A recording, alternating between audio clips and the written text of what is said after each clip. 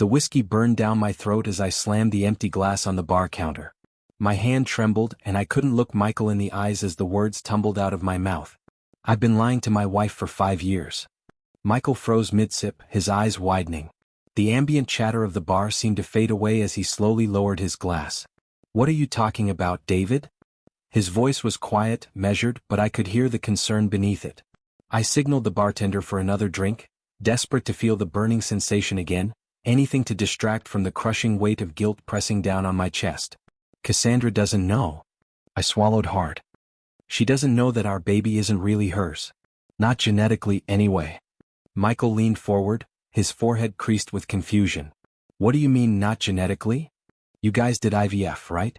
The bartender slid another whiskey in front of me.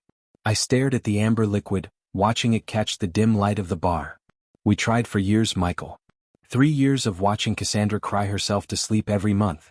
3 years of hormone injections, appointments, procedures that left her in pain. 3 years of hope followed by crushing disappointment. I could still see Cassandra's face after each failed attempt, the hopeful light in her eyes dimming a little more each time, the brave smile that never quite reached her eyes. The memory made my chest ache. Dr. Barrett called me into his office privately after our 4th failed round," I continued. "He told me what he couldn't tell Cassandra. Her eggs were no longer viable. They never would be. But he offered a solution." I took another sip, letting the liquor coat my tongue before swallowing. "A donor egg. Cassandra's body could still carry a child, my sperm was fine, we just needed a viable egg. But Dr. Barrett said the news about her eggs would devastate her after everything she'd been through." Michael shook his head slowly. "So you agreed to use a donor egg without telling her?" "I signed the paperwork that day. She was so broken, Michael. You didn't see her. I couldn't bear to give her more pain." "Jesus Christ, David." Michael ran his hand through his hair. "So she carried and gave birth to a baby that's biologically yours but not hers, and she has no idea?" I nodded, unable to speak. "And now she's 9 months pregnant, about to give birth to a child she thinks is genetically hers?" "She's due in 2 weeks," I murmured, staring into my glass. Michael's face had transformed from shock to something harder. "Secrets like this always come out, David. Always. You have to tell her before the baby arrives." "I can't," I whispered. "You don't understand what this pregnancy has done for her. She's radiant, happy for the first time in years. I can't take that away. This isn't about you." Michael's voice rose slightly before he checked himself. "This is about her right to know the truth about her own body, her own child. What happens if there's a medical emergency? Or when the kid is older and needs family medical history?" The phone in my pocket buzzed. I pulled it out, expecting a work email, but Cassandra's name flashed on the screen. My heart skipped a beat as I answered. "David." Her voice was breathless, tinged with panic and excitement. My water broke. "I'm at the hospital. The baby's coming early." "I'm on my way," I replied, already standing, throwing money on the bar. "Everything's going to be fine, I promise." I hung up and looked at Michael, who was watching me with a mixture of concern and judgment. That was Cassandra. "She's in labor. The baby's coming now." Michael grabbed my arm as I turned to leave. "David, listen to me. Tell her the truth before the baby arrives. Once that child is in her arms, keeping this secret becomes even more unforgivable." "I will," I lied, already knowing I couldn't do it. "Not now, maybe not ever." "Secrets like this destroy families," Michael called after me as I rushed toward the door. "Trust me on this." I pushed through the crowd, his words echoing in my head as I stepped into the cool night air, my heart pounding with a toxic mix of excitement and dread. In a few hours I would be a father. And Cassandra would never know that the miracle she'd carried for 9 months had begun with my betrayal. I burst through the hospital doors, my heart hammering against my ribs. The sterile smell of disinfectant hit me as I raced to the maternity ward, Michael's warning still ringing in my ears. Cassandra was already in a delivery room, her mother Margaret hovering at her side like a sentinel. Her eyes narrowed when she saw me.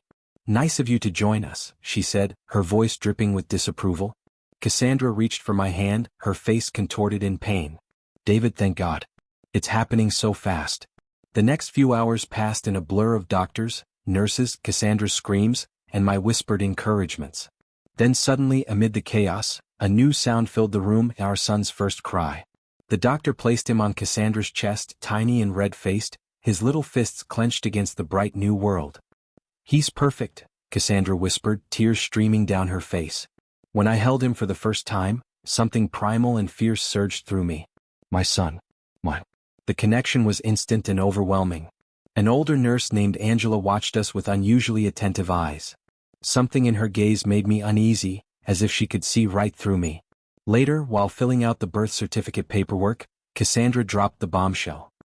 His last name will be Hartford, she announced casually, referring to her maiden name. What? No, Cassandra, he should have my name, Thompson, I protested. Margaret stepped between us. My daughter carried this child for 9 months. She gets to decide. Before I could argue further, Nurse Angela pulled me aside in the hallway. Does she know about the donation? She whispered. My blood ran cold. How do you? I used to work at Dr. Barrett's clinic. I recognized your name from the files. Her eyes softened with sympathy. The truth now is better than the truth that emerges later. I turned away, ignoring her warning, only to find Cassandra had already written Hartford on the form. I'm moving in with Mom for the first few months, she said, not meeting my eyes. For help with the baby. I stared at her, feeling the ground shift beneath my feet. Something was slipping away from me, my son, my wife, my carefully constructed life, and I was powerless to stop it. 3 weeks after Jonah's birth, I returned home from work to find our living room transformed. Margaret's floral suitcases crowded the entryway. Her knitting basket claimed my favorite armchair. Family photos I'd never seen before now decorated our mantel. All featuring Cassandra and Margaret, none with me. What's all this? I asked, dropping my keys on the counter. Cassandra emerged from the nursery, dark circles under her eyes. Mom's moving in. Permanently. To help with Jonah. We discussed her staying for a few weeks, not forever, I said, trying to keep my voice level. Plans change. Margaret appeared in the doorway, Jonah cradled in her arms. Cassandra needs support. Real support. The emphasis on real wasn't subtle. Over the next few days, a pattern emerged. Margaret made all decisions regarding Jonah. What formula to use. When to bathe him. How to hold him. Each time I tried to intervene, she'd shoot me a withering look. Mothers know best, she'd say, while Cassandra stood by, increasingly distant. Then came the mail incident. I was in my home office when Margaret knocked, holding an envelope. This came for you, she said, the fertility clinic's logo clearly visible in the corner. The seal was already broken. Anything you want to share about your IVF journey? My mouth went dry. Just routine follow-up. Her eyes narrowed. Interesting. The procedure seemed unusual from what I've read. Later, I caught her rifling through my desk drawers when she thought I was out walking Jonah. That evening, my phone rang, Nurse Angela from the hospital. We need to meet, she said, her voice urgent. It's about your situation. Over coffee the next day, Angela leaned forward. Margaret contacted the clinic pretending to be Cassandra. She's trying to access the medical records. My heart sank. She's close to discovering the truth, Angela warned.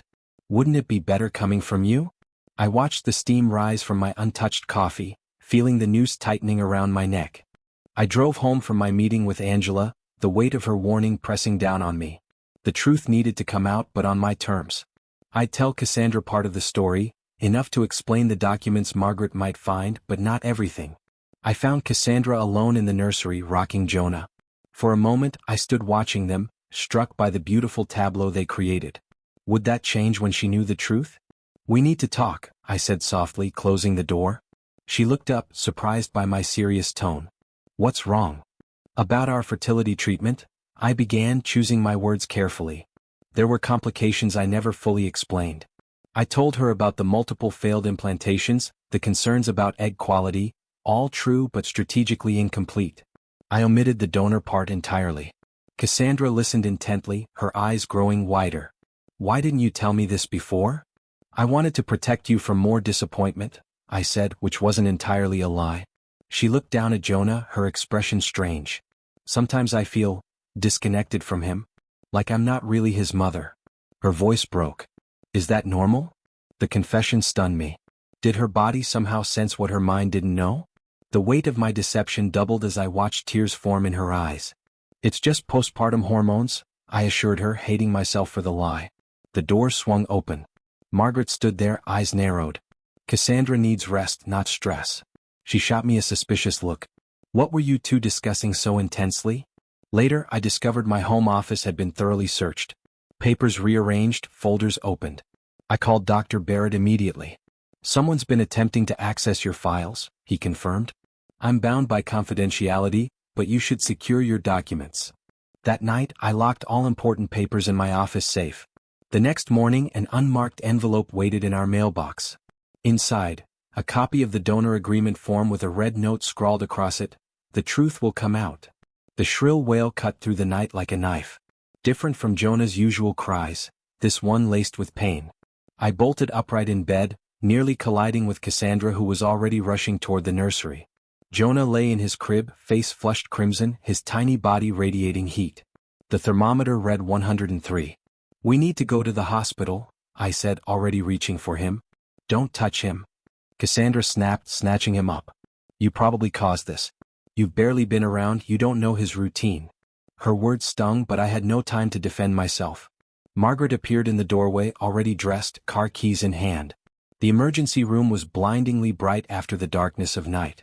A young doctor examined Jonah while asking questions about family medical history. "Any genetic conditions on either side?" he asked, looking between us. Before I could answer, Margaret interjected. "What about that condition on your father's side, David? The one that affects male infants?" There was no such condition. She was fishing. "Nothing relevant," I said firmly. The doctor frowned. "Your medical profiles show some inconsistencies. We'll need additional tests." As Jonah was wheeled away for blood work, Margaret leaned toward Cassandra. "Perhaps we don't know everything about his genetic makeup?" Cassandra's confused gaze darted between us. "What do you mean?" Margaret produced a folded paper from her purse. "I found something interesting in your husband's fertility clinic documents." My heart stopped. "I need to speak with my wife alone," I interrupted, desperate to control the narrative. But fate had other plans. A nurse burst through the doors. "Your son's having a seizure from the fever. We need you now." The next hour passed in a blur of medical terminology and fear. After Jonah stabilized, we returned to the waiting room exhausted. Margaret wasted no time. She handed Cassandra an envelope. "Here's what your husband has been hiding." Cassandra's face transformed as she read, shock, pain, betrayal washing over her in waves. "You made me carry another woman's child?" she whispered, her voice breaking. "How could you?" Cassandra's voice echoed through the hospital corridor, raw with rage and betrayal.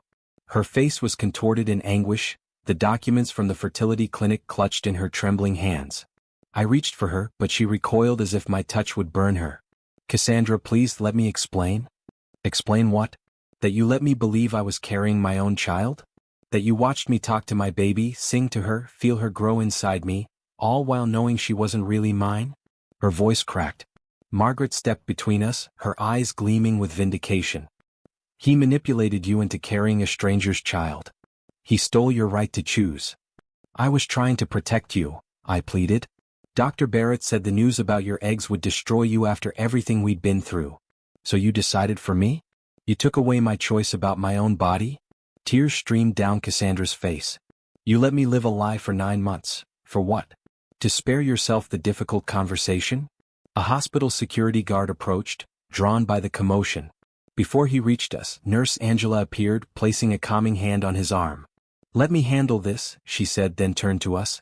"There's a private consultation room where you can continue this conversation." Margaret grabbed Cassandra's arm. "I'm coming with my daughter." Angela's gaze hardened. "This is between the parents. Your grandson needs both his parents thinking clearly right now." Alone in the small room, I finally told Cassandra everything. The original diagnosis, my fear of hurting her further, my desperate hope to give her the joy of motherhood. She listened in silence, tears falling steadily. "You decided what I could handle. You took away my agency. My right to process my own grief." She wiped her eyes. "I'm going to my mother's with Jonah. I need space. Time. Please don't let Margaret come between us." "You did that yourself," she whispered, standing to leave. Back in Jonah's room, Margaret was already changing forms, crossing out Thompson, and writing Jonah Hartford, with determined strokes. Cassandra hesitated but didn't stop her. I watched, helpless, as my family slipped through my fingers. I sat across from my sister Priya in her sleek downtown law office, the story of my deception and its consequences spilling out between sips of cold coffee. As one of the city's top family law attorneys, Priya had heard countless tales of marital disaster, but the shock on her face told me mine ranked among the worst. "Jesus, David," she said when I finished. "What were you thinking?" I was thinking I loved my wife, I replied, my voice hollow with exhaustion. I was thinking I could protect her. Priya shook her head, already shifting into professional mode. She pulled out a legal pad and began taking notes. Legally, you're on solid ground. You're Jonah's biological father. The donor egg doesn't change your parental rights. She looked up, her expression softening. But courts consider the child's best interests above all else. Deception doesn't play well before a judge. I just want my son back, I whispered.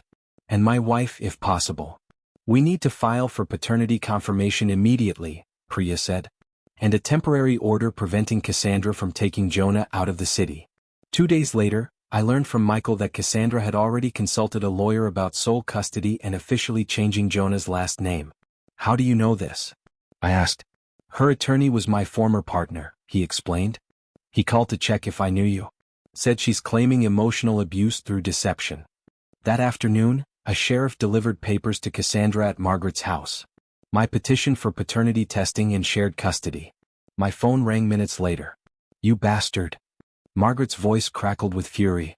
After what you did, you dare try to take her child? Our child, I corrected. Biologically mine, raised by both of us. Not for long, she hissed before hanging up. Later that evening, I received an anonymous call from a clinic employee. Dr. Barrett has been destroying copies of certain documents, the woman whispered. At the request of a very persistent, influential woman. I called Priya immediately, panic rising in my throat. We need to expedite everything, she said. And I found someone who might help our case, a nurse named Angela who's witnessed the family dynamics firsthand. For the first time in weeks, I felt a flicker of hope. The court date loomed just a week away. My attempts to contact Cassandra had been met with blocked numbers and unanswered messages. I felt like a ghost in my own life, vanished from the narrative of my son's early days. Then Angela called. Cassandra visits the hospital cafe every Tuesday afternoon for their blueberry muffins. She'll be there at 3. I arrived early, heart pounding as I waited. When Cassandra walked in, the sight of her hit me like a physical blow. She looked exhausted, shadows beneath her eyes, hair pulled back in a hasty ponytail. Beautiful still but haunted. She froze when she saw me. I should go. Please, I said softly. 5 minutes. Reluctantly, she sat across from me, eyes wary. How's Jonah? I asked. Something softened in her expression. Growing. He smiled for the first time yesterday. The knowledge that I'd missed this milestone stabbed me. Cassandra, I know you hate me right now. I don't hate you, she interrupted, surprising me. I'm torn between my love for Jonah and this betrayal. She twisted her wedding ring still on her finger. Every time I look at him, I feel both joy and pain. She hesitated, then added, Mom makes all the decisions now. What Jonah eats, wears when he sleeps. She screens my calls, monitors who visits. I feel controlled. Meanwhile, Michael had been conducting his own investigation. That evening he arrived at my apartment with shocking information. Your mother-in-law did this before, he said, laying out documents. When Cassandra was 19, she was engaged to her college boyfriend. Margaret fabricated evidence that he was unfaithful, manipulated Cassandra into breaking it off. Angela contributed more. The nurses call her the warden. She's infamous for controlling her daughter's medical appointments, intimidating staff. Priya discovered that the custody filing had been initiated by Margaret, with Cassandra's signature appearing rushed, possibly coerced. Most damning was security footage from the clinic showing Margaret entering Dr. Barrett's office after hours, leaving with documents. I carefully compiled everything, uncertain how to use it without further alienating Cassandra. Then she texted me, I need to talk. Alone. No lawyers. No Margaret. For the first time in weeks, hope flickered within me. The courtroom hummed with tension. I sat beside Priya at one table, while across the aisle, Cassandra perched next to her attorney, a silver-haired man with calculating eyes. Margaret sat directly behind them, leaning forward every few moments to whisper in Cassandra's ear like a puppeteer pulling strings. Judge Harriet Monroe entered, a formidable woman with shrewd eyes that seemed to assess everyone instantly. Priya presented our case first, her voice clear and confident. Your Honor, my client is Jonah's biological father. While he made a grievous error in judgment by not disclosing the donor egg to his wife, he acted out of love, not malice. His connection to his son is undeniable and severing it would harm the child. Dr. Barrett testified via video conference, confirming the procedures and my paternal status. Though visibly uncomfortable discussing confidential matters, he maintained that I had only wished to spare Cassandra additional pain. Angela took the stand next, describing her observations of the family dynamics. I witnessed Mrs. Thompson growing increasingly isolated from decisions regarding her son, with her mother assuming control. When Cassandra's attorney presented their case, he painted me as manipulative and deceitful. Mr. Thompson robbed my client of informed consent about her own body. This psychological trauma speaks to his character as a potential parent. The courtroom fell silent as Judge Monroe turned to Cassandra. Mrs. Thompson, I've heard from the attorneys, but I'd like to hear directly from you. What do you want? Margaret immediately leaned forward, but Judge Monroe raised her hand. I'm speaking to Mrs. Thompson alone. Cassandra stood shakily, her voice barely audible at first. I was devastated by my husband's deception. I felt violated, betrayed. Margaret nodded encouragingly. But, Cassandra continued, her voice strengthening, David is Jonah's father. I don't want to take that away from either of them. She turned toward me, our eyes meeting for the first time that day. I was hurt and angry. But much of what's happened since, the legal filings, the custody demands, wasn't my decision. The courtroom erupted as Margaret shot to her feet. Cassandra, what are you doing? After everything he put you through. Mrs. Hartford. Judge Monroe's gavel came down hard. One more outburst and I'll have you removed. Priya subtly slid a document before me, our final play against Margaret. 6 months after the courthouse revelation that Margaret herself had conceived Cassandra through donor insemination, a secret she'd kept her entire life, our family had found a fragile new equilibrium. I sat on a park bench watching Cassandra push Jonah on the baby swing, his delighted giggles floating through the autumn air. The court had ordered joint custody, with Jonah carrying the hyphenated surname Hartford Thompson, a compromise that symbolized our new beginning. Our weekly therapy sessions had become a lifeline, a neutral space where we slowly rebuilt trust, one painful conversation at a time. He loves that swing, Cassandra said, sitting beside me. The distance between us on the bench was smaller than it had been last week. Takes after his mother, you always loved heights, I replied, then winced at my thoughtless words. But Cassandra smiled. I am his mother. Biology isn't everything. She'd started a support group for couples navigating donor conception, turning her pain into purpose. The experience had transformed her, igniting a quiet strength I'd never seen before. Margaret had returned to her hometown after an emotional reconciliation with Cassandra. The discovery of her own hypocrisy had shattered her self-righteousness, forcing her to confront decades of control disguised as protection. Angela's coming for dinner tonight, Cassandra reminded me. We'd asked her to be Jonah's godmother, a role she accepted with tears in her eyes. As Jonah began to fuss, Cassandra lifted him from the swing and placed him in my arms. Our hands brushed, lingering for a moment longer than necessary. Later that evening, as Jonah slept peacefully in his crib, I discovered Cassandra's journal open on the coffee table, a passage clearly meant for me to find. Biology creates connections, but love strengthens them. David gave me Jonah, and for that I'm learning to forgive. I closed the journal, hope blooming in my chest. Outside on the porch, Cassandra watched the sunset. I joined her, maintaining a respectful distance. He took his first steps today, she said softly. He'll need both of us to catch him when he falls. She reached for my hand, our fingers intertwining for the first time in months. I thought being a mother meant having complete control, she whispered.